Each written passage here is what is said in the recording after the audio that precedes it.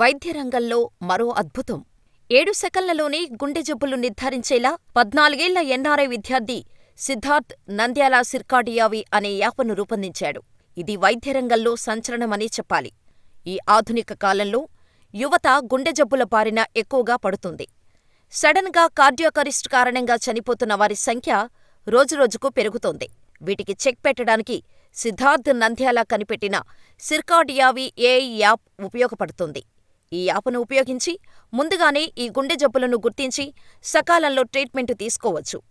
ఇప్పటికే వైద్యరంగంలో ఈ గుండె జబ్బులను నిర్ధారించేందుకు అత్యాధునిక వైద్య పరికరాలు అందుబాటులో ఉన్నాయి. వీటిని ఉపయోగించి కార్డియాలజిస్టులు వైద్య పరీక్షలను నిర్వహిస్తుంటారు.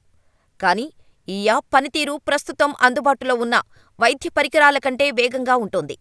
మీ చేతిలో స్మార్ట్ఫోన్ ఉంటే చాలు, హార్ట్ స్క్రీనింగ్ చేయవచ్చు, రిజల్ట్స్ని క్షణాల్లో పొందవచ్చు. ఈ ఏఐ యాప్ను ఉపయోగించి రోగి ఛాతీపై 7 సెకన్ల పాటు ఉంచితే చాలు, ఆ యాప్ హార్ట్ రేటు రికార్డు చేస్తుంది. ఒకవేళ ఆ రోగికి గుండె జబ్బు ఉంటే బీప్ సౌండ్ చేస్తూ రెడ్ లైట్ వెలుగుతుంది. అప్పుడు అందులో గ్రాఫిక్ అబ్నార్మల్ హార్ట్ బీట్ అంటూ రిపోర్టు కనిపిస్తుంది. సిద్ధార్థ్ రూపొందించిన యాప్ సాయంతో ఇటీవల గుంటూరు ప్రభుత్వ ఆసుపత్రిలో రోగులకు వైద్య పరీక్షలు కూడా నిర్వహించారు. కేవలం స్మార్ట్ఫోన్తోనే హార్ట్ స్క్రీనింగ్ చేయడం అందరినీ ఆకర్షించింది. ఇప్పటివరకు బీసీహెచ్ ఓపీలో దాదాపు 500 మందికి హార్ట్ స్క్రీనింగ్ పరీక్షలు చేశారు. అందులో 10 మందికి గుండె జబ్బులు ఉన్నట్టు తేలింది. వారికి ఈసీజీ, 2D ఎకో వంటి పరీక్షలు కూడా చేయగా గుండె జబ్బులు ఉన్నట్టు నిర్ధారించారు.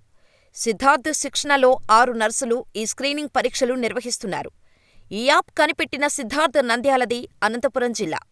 2010లో వీరి కుటుంబం అమెరికాలో స్థిరపడింది. సిద్ధార్థ్ తండ్రి మహేష్ అమెరికాలో బిజినెస్ మ్యాన్.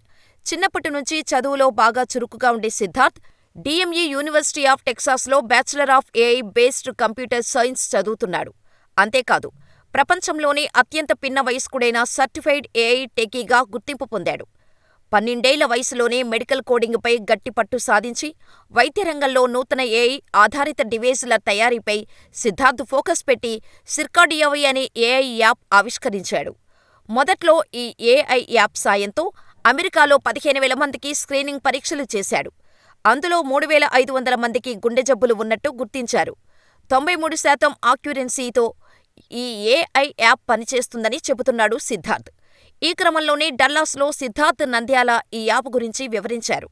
ఈ ఏఐ యాప్ ద్వారా బీసీహెచ్ రోగులకు పరీక్షించేందుకు మంత్రి పెమ్మసానిని కోరగా అనుమతి ఇవ్వటంతో గుంటూరు జీజీహెచ్లో 1000 మంది రోగులకు గుండె జబ్బుల స్క్రీనింగ్ పరీక్షలు నిర్వహించాడు.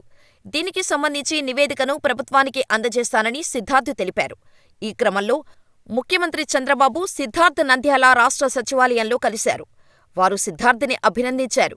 సుమారు అరగంట పాటు సీఎం చంద్రబాబు అతడితో ముచ్చటించారు. ఏఐతో ఇలాంటి మరిన్ని ఆవిష్కరణలు చేయాలని చంద్రబాబు ప్రోత్సహించారు.